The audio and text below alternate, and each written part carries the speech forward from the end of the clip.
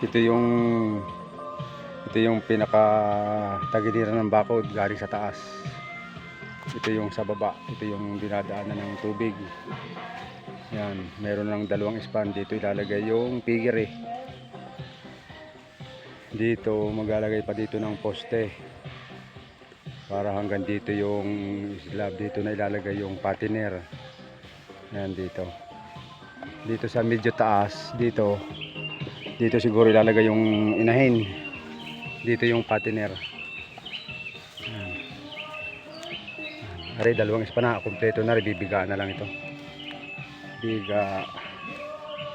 Tapos ito, inaasintahan na ito. Yan.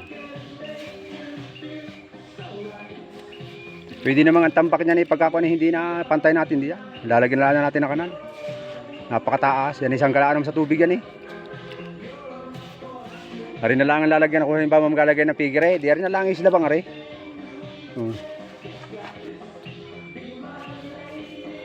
Nakapagasinta kayo kahit may tubig. Ano yung hollow block yan? Nalutang yan sa tubig. Ha?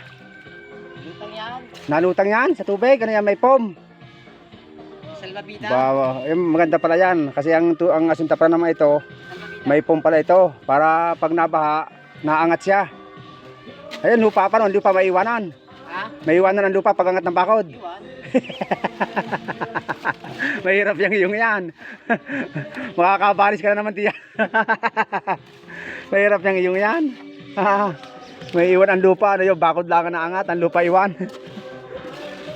Eric, may iniwala ka doon. Pagbaha daw, naangat ang bakod. Ang lupa iwan. Aba, bitang na. Wala yan, paribasa kayo magkaututan lagi sa gabi. Sa ngayong kay. Ilan pa yung span? 1, 2, 3, 4, 5 pa palang span yan, ano?